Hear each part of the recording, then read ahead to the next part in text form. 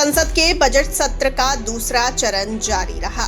कार्रवाई के दौरान राज्यसभा में नेता प्रतिपक्ष मल्लिकार्जुन खड़गे की एक टिप्पणी को लेकर विवाद खड़ा हो गया।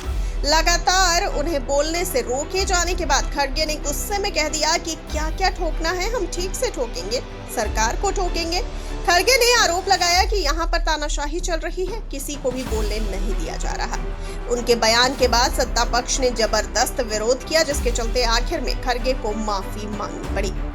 आइए जानते हैं क्या कहा था शिक्षा मंत्री ने।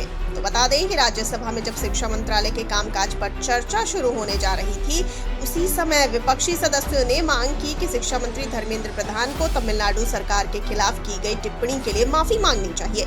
प्रधान ने राष्ट्रीय शिक्षा नीति के तहत त्रिभाषा नीति पर तमिलनाडु सरकार के रुख की आलोचना करते हुए उस पर आरोप लगाया था कि वह राजनीति की वजह से छात्रों की जिंदगी बर्बाद कर रही है।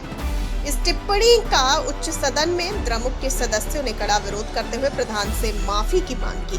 द्रमुक सदस्य काले वस्त्र पहनकर सदन में आए थे। हंगामे के बीच आसन ने खड़गे को बोलने का मौका दिया। उन्होंने कहा कि आज सुबह जब वो बोलने के लिए खड़े हुए थे, उस समय शिक्षा मंत्री सदन में मौजूद नहीं थे। आइए जानते हैं कैसे शुरू हुआ हंगामा। तो बता दें कि इस पर उपसभापति हरिवंश ने उनसे कहा कि इस समय शिक्षा मंत्रालय के कामकाज पर चर्चा होनी है और खड़गे को यह होने देना चाहिए। जवाब में मल्लिकार्जुन खड़गे ने कहा कि पार्टी के सदस्य चर्चा के लिए तैयार करके आए हैं। इसके बाद उन्होंने एक शब्द ऐसा प्रयोग किया जो असंसदीय था। इस शब्द का विरोध करते हुए सदन के नेता जेपी नड्डा ने कहा कि नेता प्रतिपक्ष ने आसन के प्रति बहुत गलत भाषा का इस्तेमाल किया है।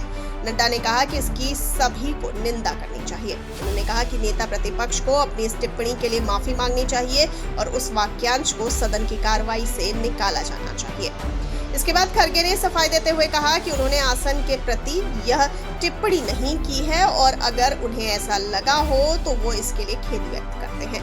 उन्होंने कहा कि उनकी टिप्पणी सरकार के प्रति थी। खड़गे ने कहा, आप देश के एक हिस्से और लोगों के आत्मसम्मान को आहत कर रहे हैं और उन्हें असभ्य कह रहे हैं। मंत्री को इस्तीफा देने के लिए कहना चाहिए। वे देश को बांटने और तोड़ने की बात कर रहे हैं। नड्डा ने खड़गे के जरिए आसन के प्रति खेद जाहिर करने का स्वागत करते हुए आसन से कहा कि नेता प्रतिपक्ष की टिप्पणी सदन की कार्रवाई से निकाल दी जानी चाहिए। इसके बाद उपसभापति ने कहा कि वो इस पर विचार करेंगे। इसके बाद सदन में शिक्षा मंत्रालय के कामकाज पर चर्चा शुरू हुई।